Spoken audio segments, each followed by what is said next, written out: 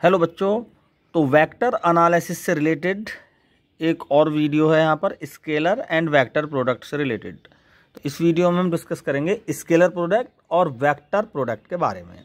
तो सबसे पहले डिस्कस करते हैं स्केलर प्रोडक्ट क्या होता है, यानी दो वेक्टर क्वांटिटी का स्केलर प्रोडक्ट क्या होता है।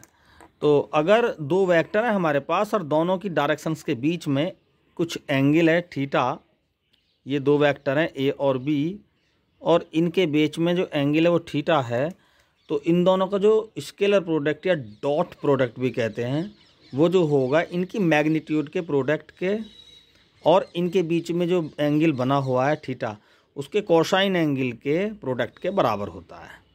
ये इसका स्टेटमेंट है, ठीक है।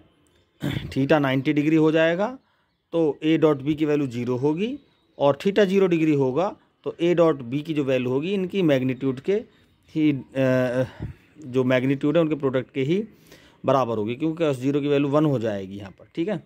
तो इसमें कुछ यूनिट वेक्टर्स होते हैं, हम मान लेते हैं उनको, जैसे एक्स डायरेक्शन में जो यूनिट वेक्टर होता है वो आई कैप होता है, और वाई डायरेक्शन में जे कैप होता है, और जेड डायरेक्शन में जो होता है ये के कैप होता है। तो अगर हम आई डॉट जे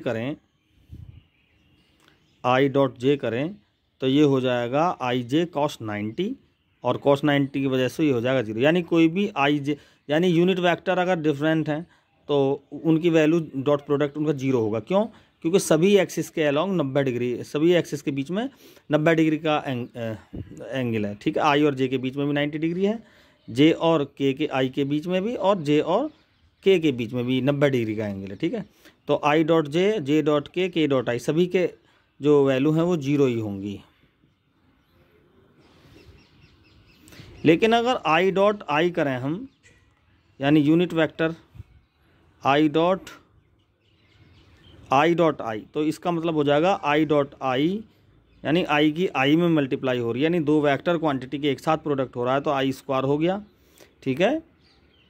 दो वेक्टर क्वांटिटी का डॉट प्रोडक्ट स्केलर होता है, तो ये एक स्केलर बन गया आई स्क्वायर, और कॉस 0 हो गया।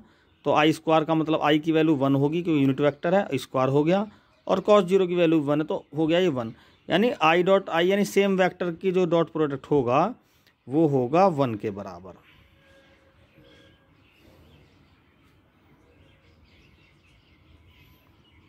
वन के बराबर होगा, ठीक है। तो ये इस तरह से हम इसको डॉट प्रोडक्ट, इसे डॉट प्रोडक्ट कहते हैं वेक्टर्स का।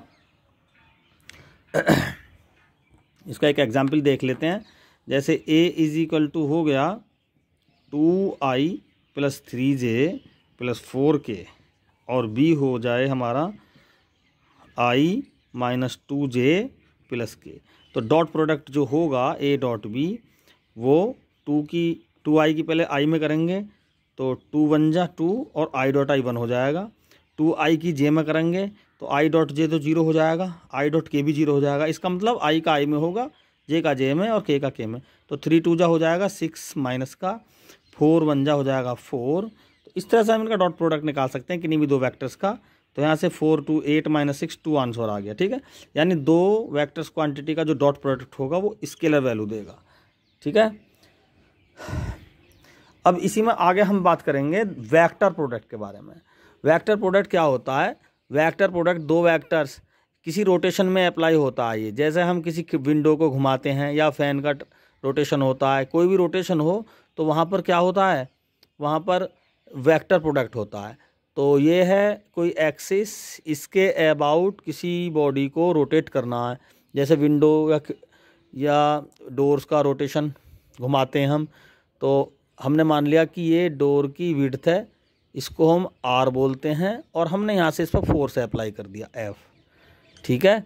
तो अगर हम डेफिनेशन की बात करें वेक्टर प्रोडक्ट की, तो अगर दो वेक्टर हमारे पास A और B हैं तो उनका वेक्टर प्रोडक्ट इनकी मैग्नीट्यूड के प्रोडक्ट के और साथ में इनके बीच में जो अप्लाई हो रहा है एंगल उनके प्रोडक्ट के बराबर होता है। और जो A क्रॉस B का जो क्रॉस प्रोडक्ट है, इसको वेक्टर प्रोडक्ट या क्रॉस प्रोडक्ट कहते हैं, वो जो रिजल्ट आएगा वो जैसे डॉट प्रोडक्ट में स्केलर आ गया था, यहाँ पर स्केलर ना के वेक्टर आएगा। तो इसको वेक्टर बनाने के लिए इसमें एक यूनिट वेक्टर के क्या कर लेते हैं, हम मल्टीप्लाई कर लेते हैं, ठीक है। तो यूनिट वेक्टर क्या काम करेगा, इस स्केलर वैल्यू को वेक्टर बना देगा। तो ये है हमारा स्टेटमेंट, ठीक है।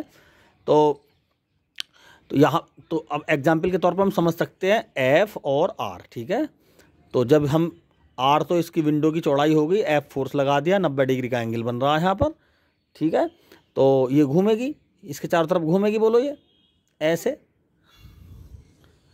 रोटेशन होगा। तो यहाँ पर जो आर क्रॉस एफ हुआ वो एक क्रॉस प्रोडक्ट होगा आर का दो वेक्टर्स का। तो वो रिजल्ट जो देगा वेक्टर देगा, जिसको हम टॉर्क बोलते हैं। Tau is equal to R F sine 90। अगर हमने इस तरह से फोर्स लगाया कि 90 डिग्री के अकॉर्डिंग, तो ये इस कंडीशन में क्या हो जाएगा, tau is equal to R cross F. अगर इन दोनों के बीच का एंगल थीटा से 90 डिग्री से कम भी हो सकता है, तो टॉर्क की वैल्यू कम होगी, ठीक है। साइन 90 के केस में एक मैक्सिमम होती है।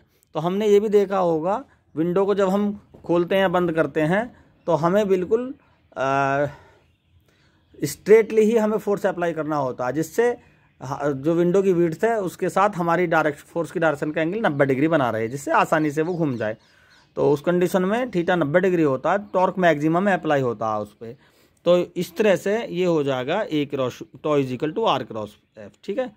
तो अगर हम इसको एफ क्रॉस आर लिखें तो होगा क्या, एफ क्रॉस आर करने के लिए, जैसे आर क्रॉस एफ करने के लिए हमने इस तरह से एंगल घुमाया, एंगल 90, ठीक है।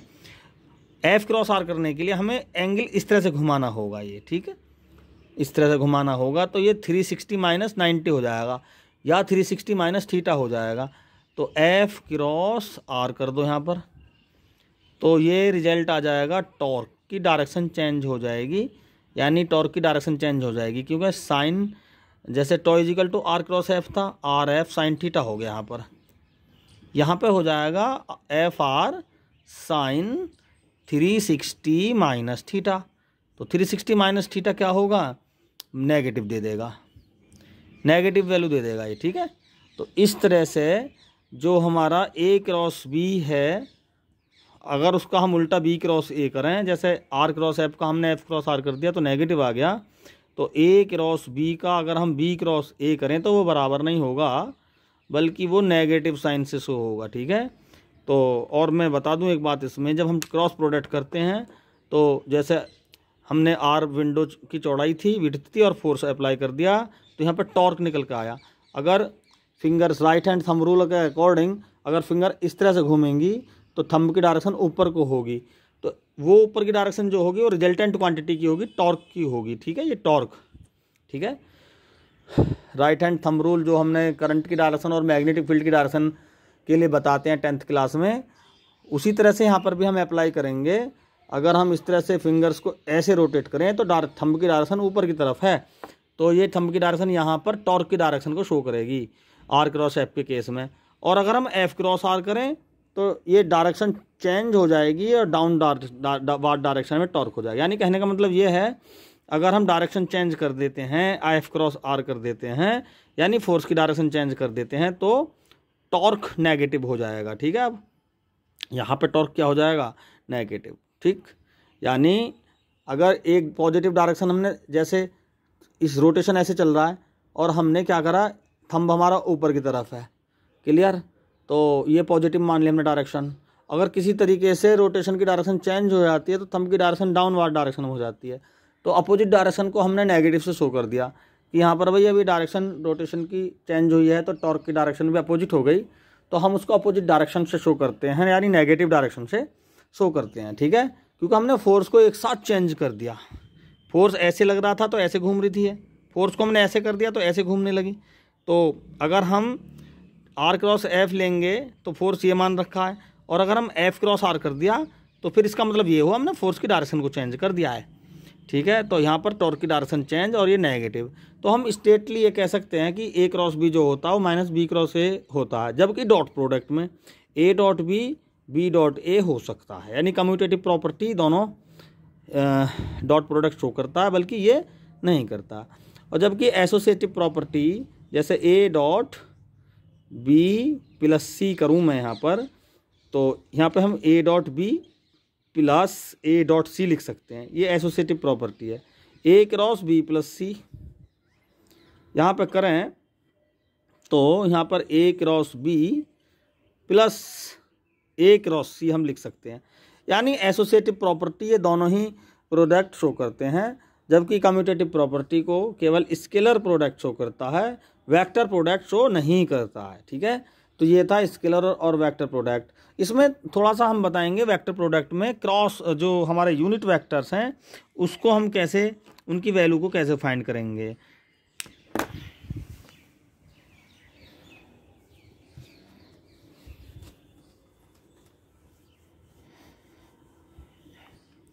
तो यूनिट वेक्टर एक्स डायरेक्शन के अलोंग था आई और वाई डायरेक्शन के अलोंग था जे, तो आई जे साइन 90, आई भी 1 है जे भी 1 है, ये स्केलर वैल्यू है इनकी 1 इंटू 1 इंटू 1, तो इस कंडीशन में 1 आ जाएगा और जे क्रॉस आई हो जाएगा क्या, जे क्रॉस आई हो जाएगा -1।